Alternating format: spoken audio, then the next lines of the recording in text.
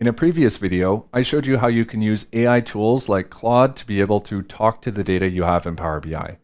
You can do this to analyze it in natural language, and you do this using the Model Context Protocol, or MCP servers.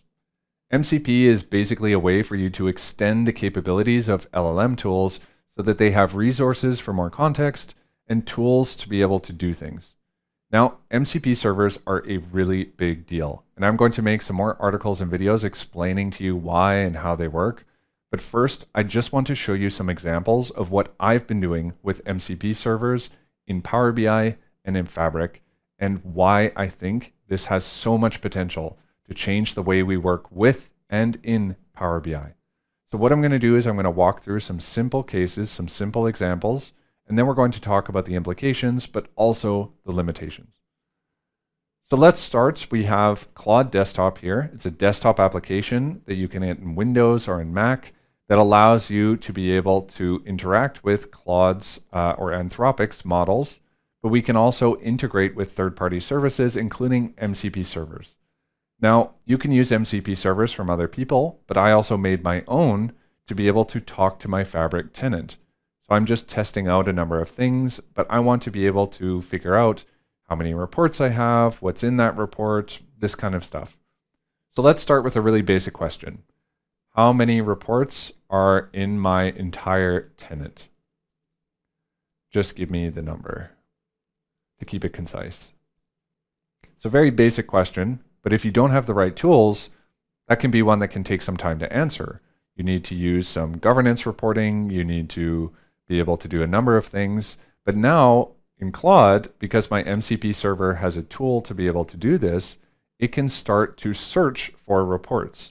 So in this case, it's using the list items tool, and it's searching for reports. You see that it used it twice because the first time it only came up with 100, it ran into a page limit, and then it counted the rest, giving us the total. We have 163 reports. Now I asked it for just this number. If I wouldn't have said that, it might have given me more details, but I'm trying to keep this concise. So let's try something more complicated. How many workspaces? How many are on Fabric trial capacity? So same thing. Now it's going to use a different tool, so a tool to be able to check workspaces, and it's going to check not only the workspaces, but also what capacity details they have.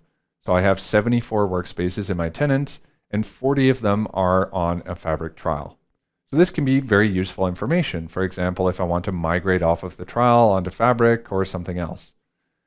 Now, you might be asking, okay, do I need Fabric to do this? And no. So you can use a tool like this with just Pro. You don't have to have Fabric capacity to use these things. This MCP server is something custom that you can make that doesn't require Fabric capacity.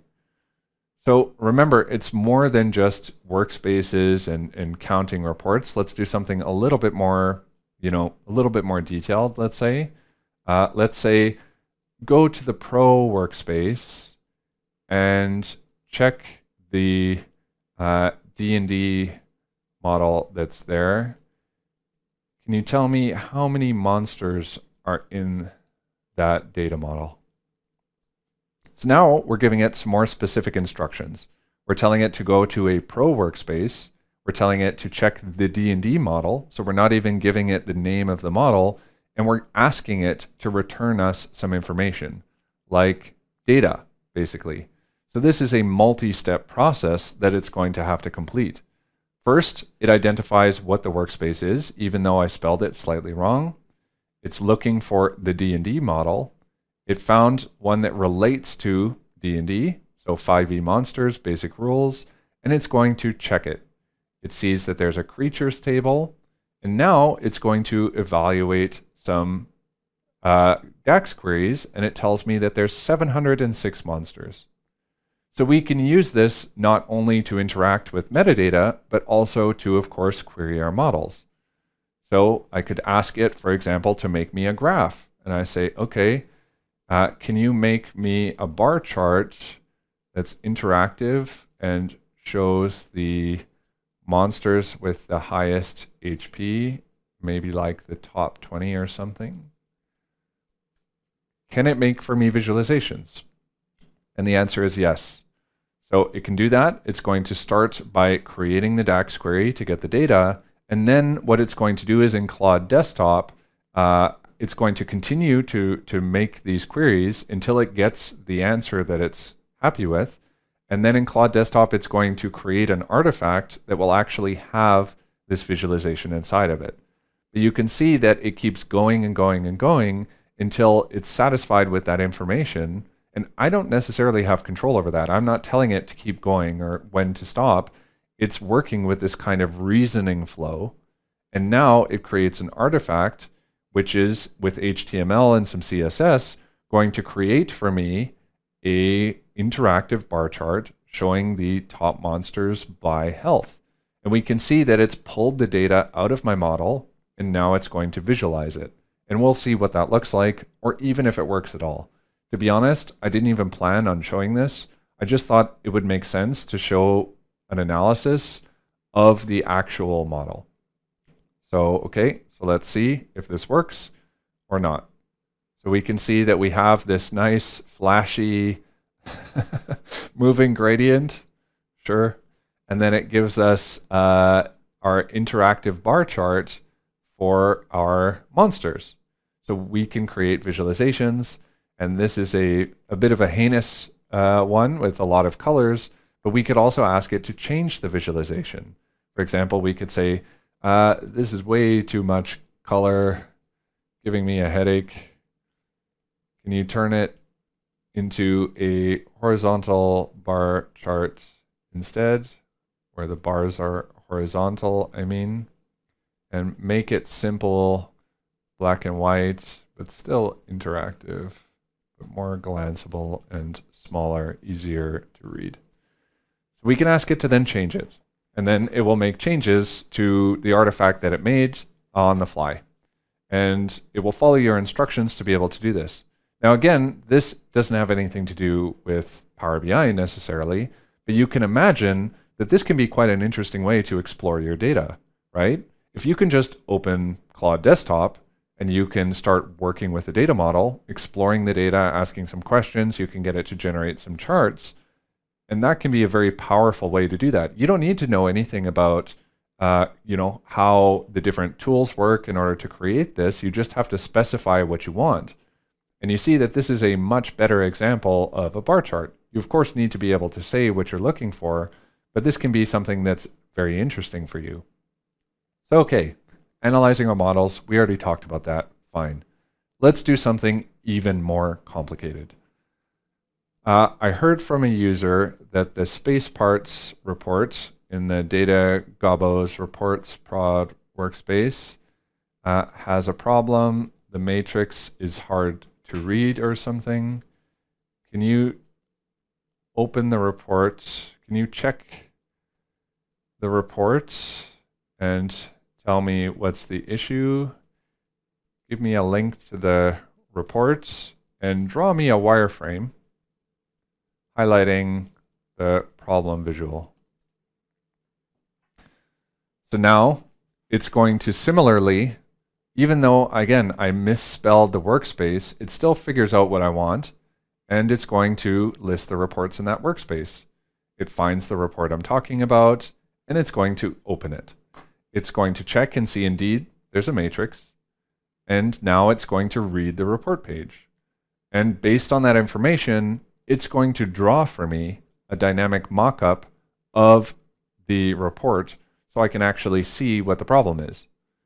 Now, of course, I could just go into it and get it myself, but let's first take a look here. So it's going to give me the link to the report.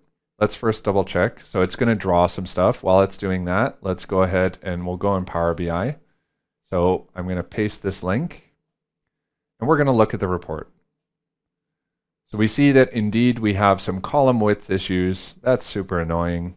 And we can't even download this to our Power BI desktop because it was created in the service. So column widths, as we all know, everybody's favorite thing to deal with in Power BI. We could edit this in the service, but let's just continue with our MCP server for now. So because it's going to actually draw this report. So remember, this is what the report looks like. And now it's going to draw it, and we can see what it's depicting, whether it makes any sense or not. So, okay, so we see that there's some information here, and it's not very accurate, actually. So the matrix problem is in here. The line chart should be up here. So this seems to be very incorrect. Maybe if we zoom out, it's going to position correctly, but I don't think so. So you can still see you're dealing with the very typical LLM issues. So even though, you know, we asked it to create that wireframe, in this case it doesn't work very well, but it's still quite impressive what it's doing. But this is still not very useful. I mean, let's be honest. But it says what the problem is. The text is cut off, the columns are too narrow. So it obviously tried to draw this. We could ask it to do it again to do a better job, and maybe it would. But we're telling it here, okay, there's a problem. Word wrapping is disabled, narrow column widths. So, you know, why don't we just say, I can't, you know, get this myself. So let's say, hey, can you get me the file in PBIP and open it in Power BI Desktop?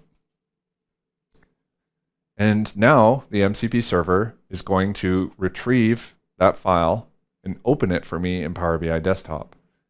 And I'm not touching anything, and it's opened the file. And we can see if it created the appropriate file or not. So we can see that it created the report, it's connected to the appropriate model, and we have all these problems. So we could fix it, we could publish it, but you know what? I don't feel like doing that. I want the MCP server to do it for me. Now I want it to do two things. It gives me some of the information here. It even gives me the size. So I'll say, okay, thanks. But I don't want to fix this myself. Can you please copy the report, and in the copy, can you fix the column widths so that they are all the same width? Don't enable auto size, and also remove the actuals month to date measure in the matrix. When you are done, give me the link to the new report. So because this is connected to my Fabric tenant, it can basically do anything that you can specify programmatically. It can create things, it can read things, it can update things, and it can also delete things. Now, I haven't implemented any deleting because I don't want it to accidentally delete anything, but you also have control over that. Every time it tries to do a tool for the first time, you have to give it permission, and you can choose whether to give it permission, you know, permanently or just this once. So something like a delete tool, maybe just this once, especially when you see what it's actually going to delete. And that's a useful protection to have. But you can see that it's just operating with this multi-step process. And sometimes it decides to do things that are a little bit unexpected. Like one time when I asked it to fix this problem, even though I expected it to change the column widths, it just enabled auto size, which did solve the problem, but that's not what I wanted it to do. Now, I want to be very clear. I didn't create some Python functions that remove fields or that update column widths. This is something that it's able to do using the broad set of capabilities that I provided it. So while it's doing this, and this is already going to, you know, take some time. Oh, it apparently fixed it apparently, but you can appreciate what the implications are here. So I am just scratching the surface. Out of all of the things that I've been trying over the last week or so, this is just a very, very narrow selection of some of the things that I've been trying, that I've been seeing, and that show and demonstrate what these MCP servers can do. So let's first validate whether this report is going to be fixed. I have to authenticate. Let's see. And indeed, so it fixed the column widths and it removed the actuals month to date in the copy of the report. So the name of this report is Space Parts Fixed Matrix. So we're good, right? So I want to stop here for now. So clearly with MCP servers, there's a lot of potential. We are just scratching the surface here. But you can do anything that you can specify programmatically, which brings a lot of potential for efficiency and automation and convenience, but it also brings a lot of additional risk. The fact that you can just set this up quite easily and quite quickly, and that you don't need a fabric capacity to do all of these capabilities is impressive, but to be honest, it's also a little bit scary. I think that we're going to start seeing a lot of MCP servers and that there will be a lot of very interesting and impressive capabilities. But we still need to keep in mind the limitations and potential caveats of the underlying technology so we apply it in the right use cases, and we also educate people on how to use these things effectively so that they don't accidentally delete all the workspaces in their tenant or something like this. Anyway, Fabric, Microsoft has released a official Fabric MCP server, or at least it's one that's been created by someone from Microsoft. I'm not really sure.